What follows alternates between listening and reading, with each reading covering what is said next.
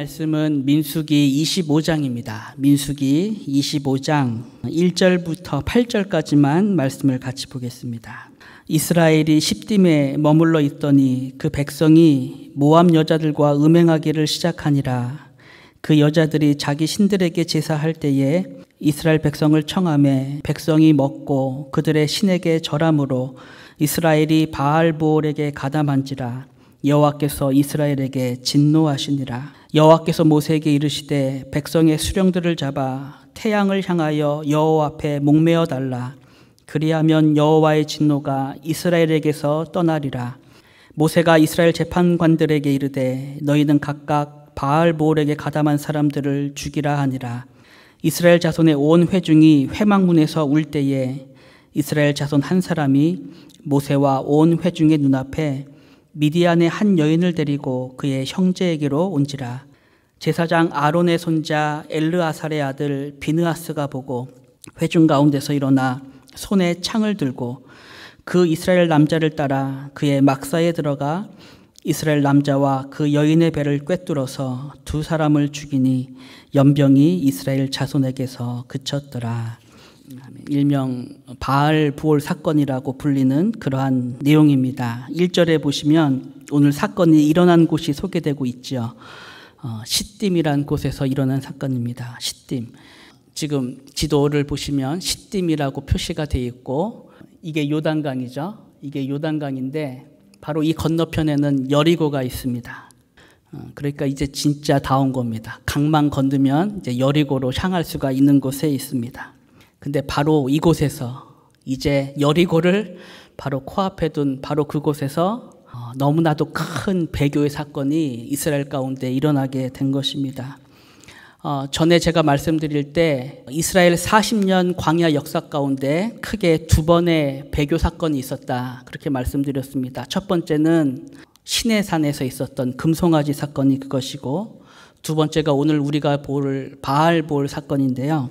금송아지 사건은 1년째 있었던 일입니다. 출애굽하고 1년째 되는 해에 일어났던 일이고 오늘 바알볼 사건은 광야 마지막 40년째 해에 일어난 일입니다.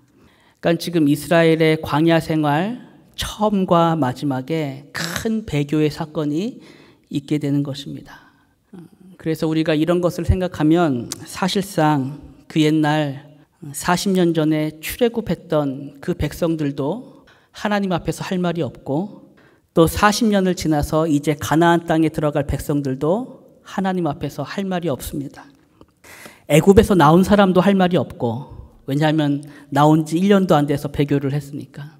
그리고 이제 가나안에 들어갈 그 사람들도 할 말이 없습니다. 왜냐하면 그 땅에 들어가기 바로 직전에 바알부올에서 큰 배교의 일을 했기 때문에 그렇습니다.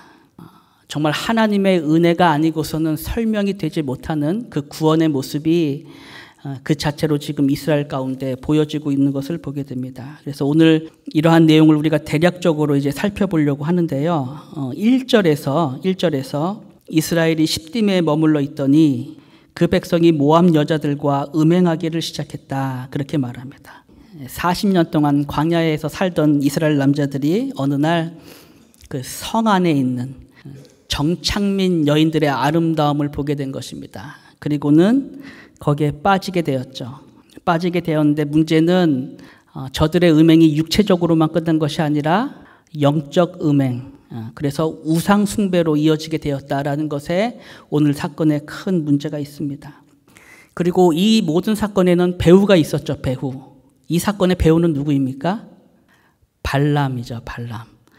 그게 오늘 본문 어디에 있습니까? 본문에 어디에 나와 있죠? 본문에는 없고요.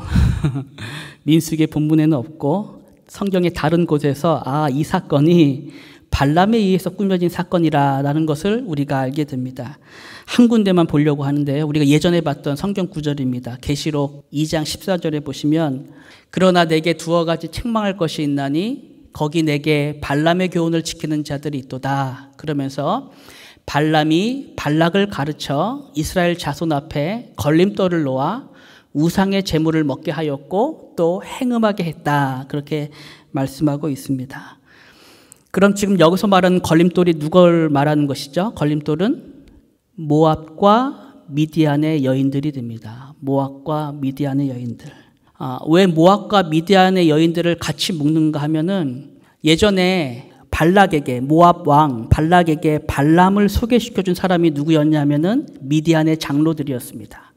미디안의 장로들이 발람을 소개해가지고 발락이 발람을 데려오게 하는 거죠. 그래서 지금 이 일에 있어서 미디안 사람들과 모압 사람이 하나가 됐습니다. 그래서 본문에도 보면은 모압 여인도 등장하고 미디안 여인도 등장하는 것을 보게 됩니다.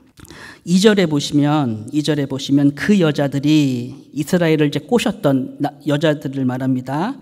자기 신들에게 제사할 때에 이스라엘 백성을 청하매, 그러니까 먼저 꼬셔놓고 그 다음에 이제 제사할 때 부르는 거죠. 초대를 하는 거죠. 백성이 먹고 그들의 신들에게 절함으로 이스라엘이 바알보올에게 가담했다, 이렇게 말합니다. 여기 가담했다라는 말을 예전 성경에는, 개역 성경에는 부속했다라고 말합니다. 부속했다, 어태치됐다라는 말입니다. 쫙 달라붙었다. 그래서 세번역 성경에서는 이스라엘이 바알부올과 결합하였다, 그렇게 번역을 했습니다. 그러니까 우리 개역개정에서도 가담했다라고 했을 때 이 가담은 단순 가담은 아닌 거죠. 굉장히 적극적으로 가담을 한 것입니다. 참고로 바알부올이라고 했을 때는 부올에서 섬기는 바알이라는 뜻입니다. 그러니까 바알부올 자체가 신의 이름이 아니라 지역마다 바알을 섬기는 모습이 다 달랐는데, 바알부올이라고 그러면 특별히 이제 부올에서 섬기는 바알을 우리가 생각할 수가 있는 것인데요. 근데 여기 부올이라고 했을 때 이 부올 지역은 이전에 민수기 23장에서 한번 등장을 했던 곳입니다. 부올. 무슨 일로 등장을 했는가? 발락이 이스라엘을 저주하기 위해서 마지막 3번째로 데려가서 저주했던 곳이 부올산이다, 그렇게 말합니다. 부올산. 그러니까 이스라엘에게 있어서 부올이라는 곳은 하나님께서 저주를 막아주신 곳입니다. 이스라엘을 저주하려고 했던 발람의 계획을 오히려 축복으로 바꿔주신 곳이 부올인데, 바로 그 부올이란 지역에서 이스라엘이 음행을 하게 된 것입니다. 우상을 숭배하는 그런 일이 있게 된 것이죠. 그리고 이 모든 일에는 발람의 계략이 있었던 것인데, 그러니까 발람이 3군데를 돌아다니면서 저주를 했는데 아무리 저주를 해도 안 들어가니까 저들 스스로가 내부에서 무너지도록 걸음돌을 놓은 거죠. 그래서 이 부분에 대해서 그 매튜 헨리라는 분, 여러분도 주석으로 잘 아시는 분이죠. 매튜 헨리라는 분이 주석을 할 때 이렇게 코멘트를 했습니다. 우리는 험상궂은 세상의 두려움에 의해서보다는 미소 짓는 세상의 매력에 의해 더 위협을 당한다. 그러니까 지금 민수기에서 이스라엘이 넘어진 모습이 바로 이러했습니다. 만약에 모압 왕 발락이 군사를 이끌고 이스라엘에게로 왔으면 이스라엘이 어떻게 했을까요? 맞서 싸웠겠죠. 군대를 이끌고 왔다면 아마 그들과 맞서 싸웠을 것입니다. 결코 용납하지 않았을 것입니다. 근데 지금 이 내용처럼 그렇게 험상궂은 세상의 두려움으로 오지 않고 미소 짓는 세상의 매력으로 왔습니다. 여인들을 통해서 그들의 마음을 유혹했습니다. 그때 이스라엘은 스스로 자기들의 마음을 열어보인 거죠. 마음을 열고 그들을 받아들이고 우상과 하나가 되는 그런 일들을 행한 것입니다. 저와 여러분들의 넘어짐도 이와 같을 때가 참 많이 있습니다. 우리가 뭐 동성애와 같이 이렇게 딱 눈에 보이는 척 명백히 성경에 위반되는 그런 일에 있어서는 저와 여러분들도 울분을 터뜨리고 정말 그것에 대해서 적극적으로 맞서려고 하지만 뭐 돈의 유혹이라든지 명예의 유혹이라든지 어떤 성적 유혹에 있어서는 우리도 어느새 우리들의 마음을 열고 나도 모르게 거기에 빠져들어가는, 결국 음행에 빠지는 그러한 모습으로 살아갈 때가 참 많이 있는 거죠. 그런 점에서 지금 바알부올의 모습은 저와 여러분들에게도 참 중요한 교훈을 준다 생각할 수 있는 건데요. 4절에 보시면 이제 하나님께서 이 바알부올에 가담한 자들에 대해서 형벌을 명하시는데, 여호와께서 모세에게 이르시되 백성의 수령들을 잡아 태양을 향하여 여호와 앞에 목매어 달라. 그리하면 여호와의 진노가 이스라엘에게서 떠나리라. 모세가 이스라엘 재판관들에게 이르되 너희는 각각 바알보올에게 가담한 사람들을 죽이라 하니라. 지금 하나님께서 말씀하실 때 범죄한 수령들을 잡아서 목매어 달면 나의 진노가 떠날 것이다. 그렇게 말씀하셨습니다. 여러분, 지금 이 말은 진노가 시작됐다는 겁니까? 시작되지 않았다는 겁니까? 시작이 됐습니다. 3절에 보시면, 앞에 3절을 보시면 이스라엘이 바알보올에게 가담함으로 여호와께서 이스라엘에게 진노하시니라. 그래서 진노가 시작이 됐습니다. 뭐가 시작된 거죠? 연병이 시작됐습니다. 연병이 이미 시작이 되었습니다. 지금 그런 상황에서 하나님께서 4절에서 말씀하실 때 너희가 범죄한 수령들을 잡아 목매어 달면 나의 진노가 떠날 것이다. 그렇게 이야기를 하는 것입니다. 근데 우리가 이후의 말씀을 보면 지금 하나님의 이러한 명령이 이스라엘 가운데서 제대로 시행되지 않았다라는 것을 우리가 보게 됩니다. 6절에 보시면은요, 6절에 이스라엘 자손의 온 회중이 회막문에서 울 때에라고 말합니다. 지금 이 사람들이 왜 울고 있을까요? 사람들이 막 죽어나가고 있으니까 울고 있는 것입니다. 연병으로 수많은 사람들이 죽어나가고 있으니까 두려움에 떨면서 성막 앞에 나와서 하나님께 간구하고 있는 것입니다. 그렇다면 이 말은 지금 하나님의 진노가 아직 이스라엘 진 안에 아직 임하고 있다는 것이고 하나님께서 말씀하셨던 그 형벌이 이스라엘 가운데서 온전히 맞춰지지 않았다라는 것을 지금 의미하고 있는 것입니다. 그래서 진노가 아직도 머물러 있고 형벌이 아직 다 진행되지 않았을 때에 그때 누가 등장하는가? 비느하스가 등장하는 것입니다. 비느하스가 7절부터 나오는데요. 제사장 아론의 손자 엘르아살의 아들 비느하스가 보고 회중 가운데 일어나 손에 창을 들고 그 이스라엘 남자를 따라 그의 막사에 들어가 이스라엘 남자와 그 여인의 배를 꿰뚫어서 두 사람을 죽이니 연병이 이스라엘 자손에게서 그쳤더라. 그렇게 말합니다. 진노가 그친 것입니다. 비느하스가 일어나서 범죄한 자를 창으로 심판했을 때 비로소 하나님의 진노가 그치게 되었습니다. 그래서 본문에 보면 비느하스가 죽인 사람의 이름이 나와 있습니다. 비느하스가 죽인 사람 이름이 뭔가요? 시므리죠. 시므리. 성경은 이제 이 시므리에 대해서 14절에 보면 이렇게 소개합니다. 시므리를 죽임당한 이스라엘 남자 곧 미디안 여인과 함께 죽임을 당한 자의 이름은 시므리니 살루의 아들이요 시므온인의 조상의 가문 중 한 지도자라 말합니다. 지금 시므리를 말할 때 시므온 지파의 지도자라. 그러니까 다시 말해서 이 사람은 수령입니다. 수령. 이스라엘의 수령. 아까 4절에서 하나님께서 죽이라고 명했던 그 바알보올에 가담한 수령들을 죽이라고 했을 때 그 수령된 자 중에 한 사람이 이 시므리였습니다. 근데 지금 이 시므리가 아직 처단되지 않은 상황에서 지금 보이는 모습은 너무나 대범하게 온 백성과 모세가 보는 앞에서 미디안 여인을 자기 장막으로 데리고 와서 함께 음행을 하는 모습을 보이는 것입니다. 지금 백성들은 어떻게 하고 있는데요? 백성들은 연병이 펴져가지고 많은 사람이 죽게 되므로 하나님 앞에 나와서 울고 있는 바로 그때에 그 일의 원흉이 되었던 그 미디안 여인을 자기 장막까지 데리고 와가지고 음행을 하는 모습을 보이는 거죠. 그러니까 지금 이 모습이 얼마나 대담한 것입니까? 대담한 죄를 범하고 있는 것입니다. 우리가 예전에 같이 공부했던 내용 가운데 고의로 짓는 죄에 대해서 같이 배웠습니다. 고의로 짓는 죄 기억나세요? 고의로 짓는 죄는 어떤 죄를 말한다 그랬죠? 의도를 갖고 짓는 죄입니까? 고의로 짓는 죄는?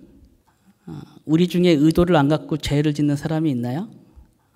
다 의도를 가지고 죄를 짓죠. 고의로 짓는 죄라는 것은 단순히 의도가 있느냐 없느냐를 떠나서 궁극적으로 하나님의 말씀을 멸시하고 대적하는 죄라. 그래서 마치 하나님을 향해서 손을 든 모습의 죄다. 그렇게 말씀을 드렸습니다. 지금 시므리의 모습이 바로 그러했습니다. 하나님의 말씀을 멸시하고 대적하면서 손을 든 모습이었습니다. 바로 이 일에 대해서 하나님을 위한 질투로 분연히 일어나서 범죄한 자들에 대해서 심판을 했던 사람이 바로 비느하스였습니다. 오늘 7절에 보면 이 비느하스를 소개하고 있는데요. 비느하스, 그의 할아버지는 아론입니다. 할아버지가 아론이고 아버지는 대제사장 엘르아살입니다. 그러면 비느하스도 제사장이죠. 그죠? 아론의 반차를 따라서, 아버지를 따라서 제사장을 이어받은 사람입니다. 여기서 잠깐만 금송아지 사건을 잠깐 오늘의 사건하고 비교를 하려고 하는데요. 말씀드렸던 것처럼 이 두 가지 사건 다 이스라엘의 배교 때문에 하나님의 진노가 나타난 사건인데요. 죽은 사람의 숫자로만 보면 바알 부올 때 죽은 사람이 훨씬 더 많았습니다. 오늘 본문에 몇 명이 죽었다고 돼 있죠? 바알 부올 때 죽은 사람이 연병으로 24,000명이라 말합니다. 24,000명. 신해산 때, 신해산 금송아지 사건으로 죽은 사람이 몇 명이었냐면은 3,000명이었습니다. 근데 이 사람들은 하루에 죽음을 당했습니다. 3,000명이 하루에 죽임을 당했습니다. 참고로 우리가 얼마 전에 봤던 고라 사건, 이 고라 사건과 관련해서 죽은 사람이 대략 15,000명이었습니다. 15,000명. 그러니까 지금 죽은 사람의 숫자로만 보면 바알 부올 사건으로 인해서 죽은 사람이 가장 많았고, 그만큼 지금 이 사건에 대한 하나님의 진노가 컸다라는 것을 우리가 볼 수 있는 건데요. 금송아지 사건 때 하나님께서 심판하시면서 심판의 도구로 사용한 사람들이 있습니다. 심판의 도구로 누구를 사용했죠? 금송아지 사건 때는 레위인들을 사용했죠. 레위인.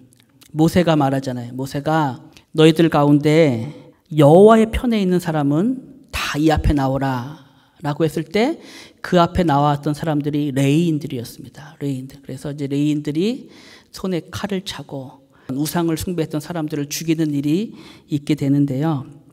근데 이제 오늘 바알볼 사건에 있어서는 이제 비느하스가 그 역할을 감당했던 것입니다. 비느하스가 하나님의 편에 서서 여호와를 위한 질투로 범죄한 자들에 대한 하나님의 심판의 도구가 되었을 때 하나님의 진노가 멈추었다. 그렇게 성경이 말하고 있습니다.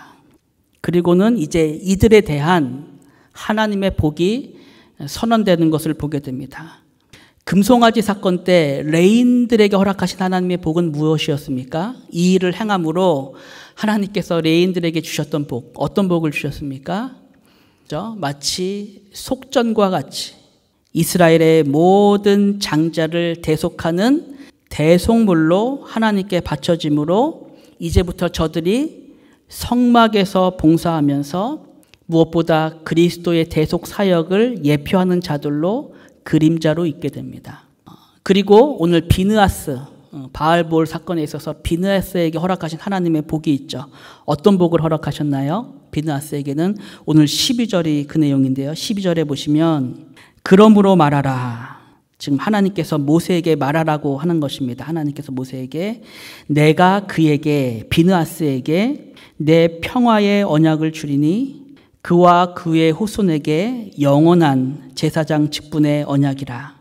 그가 그의 하나님을 위하여 질투하여 이스라엘 자손을 속죄하였음이니라 말합니다. 대단한 복의 내용입니다. 그죠? 내가 너에게 평화의 언약을 줄 것인데 그와 그의 후손에게 영원한 제사장 직분의 언약이다. 그렇게 말씀하셨습니다.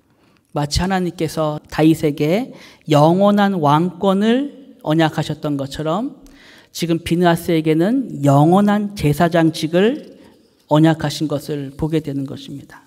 특별히 여기서 우리가 주목할 수 있는 것이 이 말씀입니다. 그가 하나님을 위하여 질투하여 이스라엘 자손을 속죄했다라는 내용입니다. 하나님께서 비느하스의 행위를 속죄의 행위로 말씀하셨습니다. 속죄의 행위. 속죄의 행위로 말씀하셨다는 것은 지금 비느하스가 행한 행동으로 말미암아 하나님의 진노가 멈추었기 때문이고, 그렇게 그의 행동이 이스라엘이 범한 죄에 대한 갚음이 되었다라는 것을 우리에게 알게 하는 것입니다.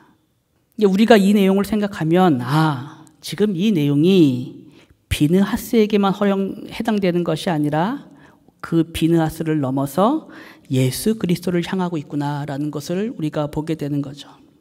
하나님 앞에서 이스라엘이 지은 모든 죄에 대한 참된 속죄가 되시는 그리스도를 향하고 있다라는 것을 우리가 말씀 속에서 보게 됩니다.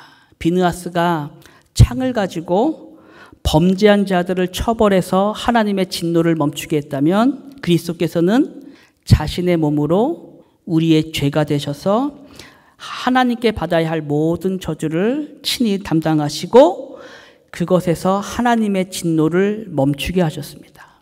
그래서 이 비느하스의 질투라는 것, 하나님을 위한 질투라는 것도 실상 그리스도께서 이 땅에 계실 때에 하나님을 위한 모든 열심으로 행하신 그 모습을 우리로 생각하게 합니다.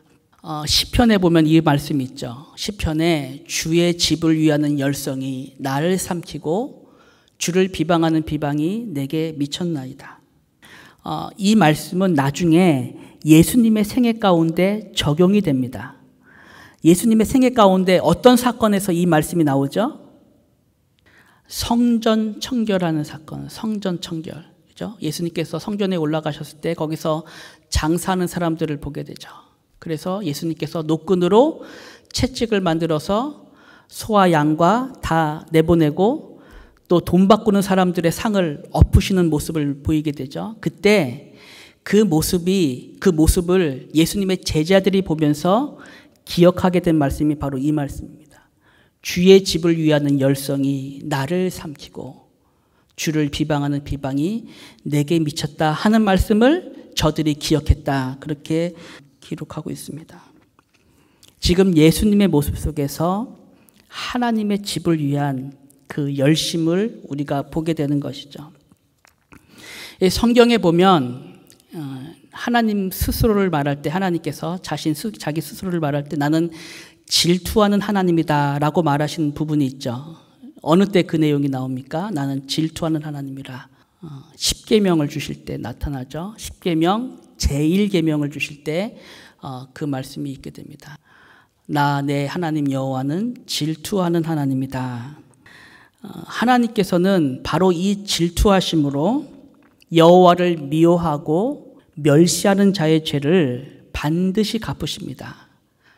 반드시 갚으실 뿐만이 아니라 또한 그 질투하심으로 그리스도 안에서 택하신 자들을 포기하지 않으시고 끝까지 사랑하시고 이 세상 그 무엇을 동원해서라도 그로 하여금 돌이켜 하나님의 사랑 안에 머물게 하십니다.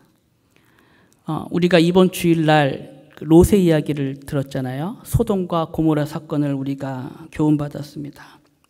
저도 소돔과 고모라 하면 제일 먼저 하나님의 심판이 생각이 나고 하나님의 무서운 진노하심을 생각하게 되는데 주일 말씀을 들었을 때 소돔과 고모라는 그렇게 하나님의 무서운 심판이 임한 곳과 더불어 하나님께서 그곳에서 고통당하고 있던 의인 롯을 돌아보사 그를 구원하신 곳이기도 했습니다.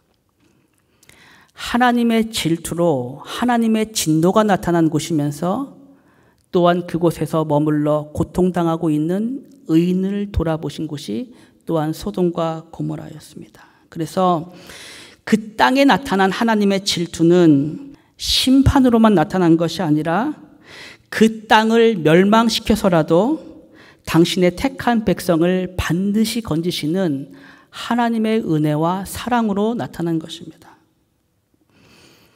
오늘 민수기에 나타난 그 비느하스를 통해서 나타난 하나님의 질투도 이와 다르지 않습니다. 하나님께서 비느하스를 통해서 범죄한 자들에 대한 하나님의 공의의 심판을 나타내셨을 뿐만 아니라 바로 그 질투를 통해서 이스라엘이 행했던 그 범죄 속에서도 긍휼을 베푸셔서 비느하스가 행한 그 속죄의 행위로 이스라엘 안에 머물렀던 그 진노를 멈추시게 하셨습니다.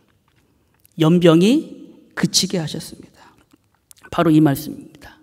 제사장 아론의 손자 엘르아살의 아들 비느하스가 내 질투심으로 질투하여 이스라엘 자손 중에서 내 노를 돌이켜서 내 질투심으로 그들을 소멸하지 않게 하였다. 이 질투심이 바로 오늘 저와 여러분들을 향하신 우리의 삶에 허락하신 하나님의 사랑과 긍휼인 것이죠.